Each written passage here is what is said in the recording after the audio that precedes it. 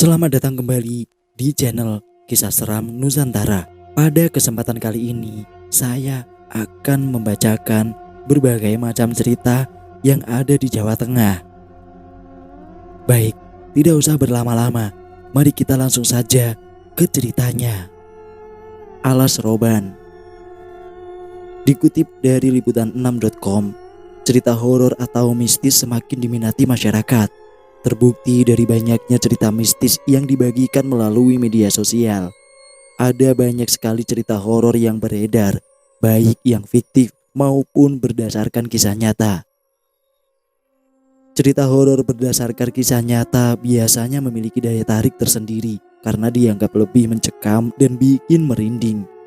Biasanya kisah horor tersebut selalu dihubungkan dengan suatu tempat yang dianggap angker oleh masyarakat. Cerita horor Alas Roban. Keangkeran Alas Roban sudah sangat dikenal di kalangan masyarakat. Alas Roban merupakan kawasan hutan jati yang berada di kawasan Jawa Tengah.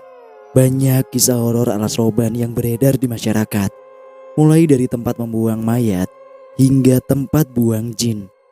Konon, jalur yang melewati kawasan hutan ini menjadi jalur yang paling angker di Jawa Tengah.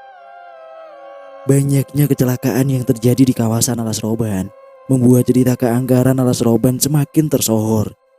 Dikutip dari berbagai sumber, sopir bus dan warga sekitar kerap melihat makhluk astral di jalur lalu lintas kawasan hutan ini.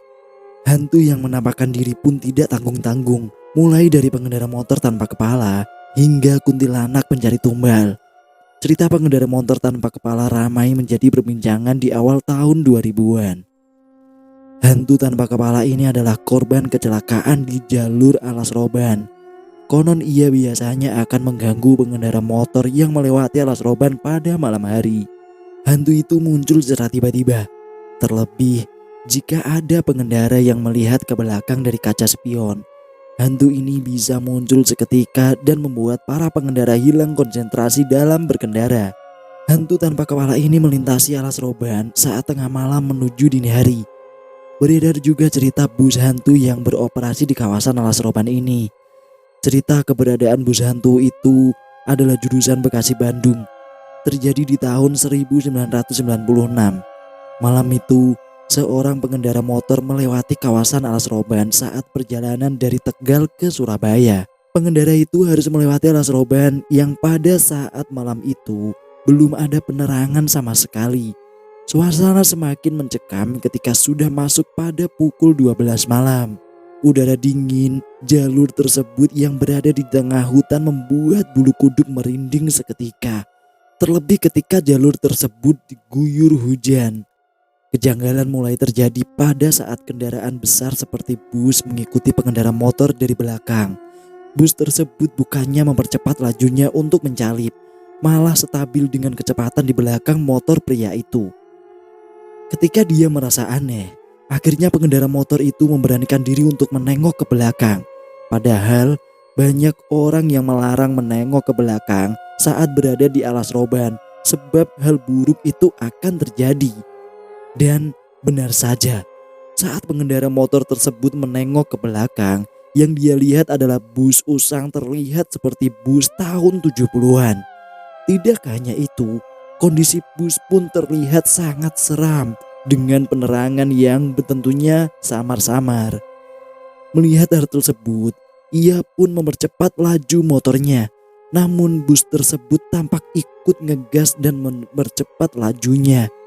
Bus tersebut selalu tepat berada di belakangnya sampai suatu saat bus tersebut tancap gas dan menabrak pengendara motor itu. Bukannya kecelakaan yang terjadi, melainkan bus itu menembus tubuh pria tersebut dan setelah itu menghilang entah kemana. Yang kedua, hantu gelu.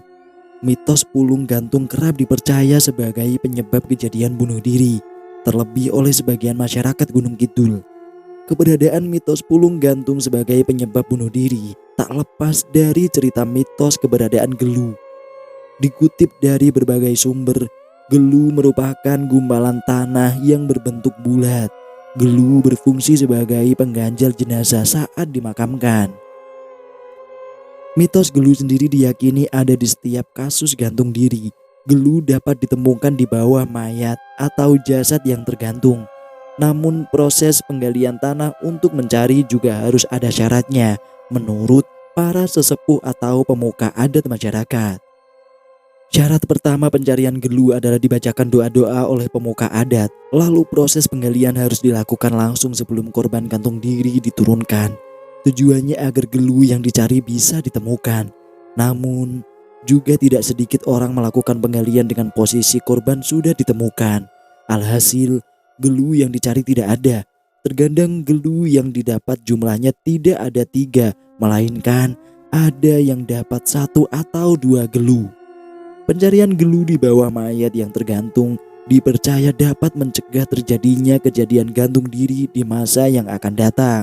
Konon, sebagian masyarakat percaya Gelu dapat mengusir makhluk yang menjelma menjadi pulung gantung. Makhluk yang dimaksud memiliki wujud seperti manusia yang berkulit hitam membusuk dengan darah menetes dari lubang hidung dan telinga.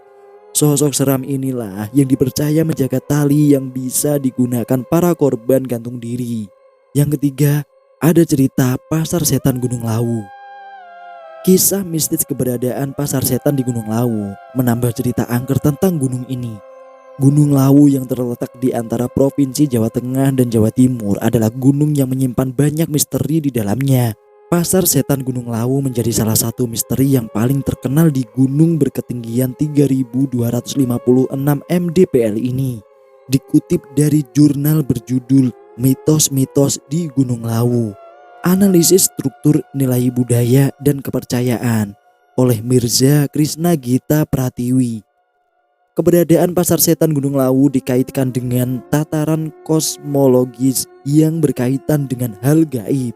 Berdasarkan teori strukturalisme Levi-Strauss, mitos ini diyakini oleh masyarakat setempat yang mempercayai nilai-nilai budaya dan kearifan lokal. Masyarakat lokal justru tidak terganggu dengan hal-hal gaib tersebut. Mereka justru menghormati hal-hal yang bersifat metafisika karena bukan hanya manusia saja yang hidup di dunia, melainkan ada makhluk dari dimensi lain yang mengisi kehidupan dunia yang salah satunya berada di Pasar Setan Gunung Lawu tersebut. Keberadaan Pasar Setan ini digambarkan berwujud tumpukan bebatuan. Kegiatan pasar ini terjadi pada malam hari, khususnya pada malam Jumat. Terkadang para pendaki dan masyarakat setempat dapat merasakan bagaimana makhluk gaib berinteraksi. Bahkan tidak jarang ada pendaki yang merasa seperti diajak bertransaksi di pasar tersebut. Pasar Setan Gunung Lawu ini wujudnya tidak kasat mata. Akan tetapi pendaki dan masyarakat bisa mendengar suara keramaian seperti di pasar. Posisi Pasar Setan diyakini berada di sekitar jalur pendakian Gunung Lawu. Dari Candi Ceto, jalur ini dikenal cukup terjal dan sulit dilalui karena sering diselimuti oleh kabut. Ada banyak cekungan yang sering membuat pendaki bingung hingga tersesat. Pasar Setan sebenarnya merupakan sabana jalur pendakian Candi Ceto di Ngargoyoso, Karanganyar, Jawa Tengah. Di tempat itulah sejumlah pendaki mengaku pernah mendengar suara riuh layaknya di dalam pasar. Bahkan ada yang menawarkan barang-barang. Konon, jika mendengar suara itu, pendaki harus membuang apa saja layaknya sedang berinteraksi jual beli di pasar. Nah, demikian kumpulan cerita-cerita yang dapat gua bacakan kali ini. Semoga kalian bisa menambah wawasan atas cerita horor kali ini. Jangan lupa terus stay tune di channel ini, subscribe dan nyalakan tombol notifikasinya agar kalian tidak ketinggalan cerita terbaru dari channel ini. Sekian dari saya. Assalamualaikum warahmatullahi wabarakatuh. Tetap sehat. Salam misteri.